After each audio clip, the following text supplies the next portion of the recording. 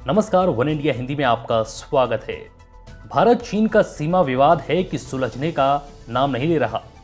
वहीं अब इस सीमा विवाद में जब ट्रंप ने कूदने की कोशिश की तो ये चीन को कतई पसंद नहीं आया और चीन ने फिर जो कहा वो आपको हैरान कर देगा। अमेरिका के मध्यस्थता की बात कहने के बाद चीन ने बयान दिया और कहा कि हिंदी चीनी भाई भाई, जो काफी चौंकाने वाला था। इस सीमा विवाद में अमेरिकी राष्ट्रपति ट्रंप की सक्रियता के बाद चीन के रुख में नरमी देखने को मिल रही है। एक तरफ जहां भारत में चीन के राजदूत सुन वेडोंग ने कहा है कि दोनों देश एक दूसरे के लिए खतरा नहीं है, वहीं चीन सरकार के प्रोपेगेंडा मैगजीन ग्लोबल टाइम्स ने कहा है कि चीन और भारत को वर्तमान में सीमा पर जारी गतिरोध को हल करने के लिए अमेरिका की सहायता की बिल्कुल जरूरत नहीं।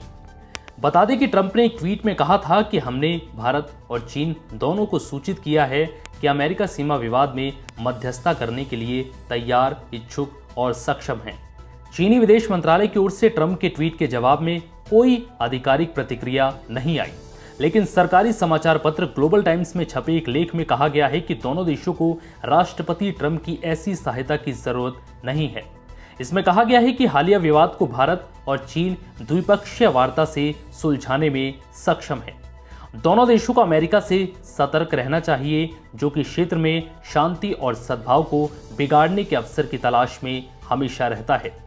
चीन के राजदूत सुन वेडोंग ने बुधवार को एक प्रकार से मेल मिलाप की भाषा में कहा है कि भारत और चीन ने कभी भी मतभेदों की छाया और अपने समूचे द्विपक्षीय संबंधों पर नहीं पड़ने दी और वह इस आधारभूत सिद्धांत को मानते हैं कि दोनों देश एक दूसरे के लिए खतरा नहीं है।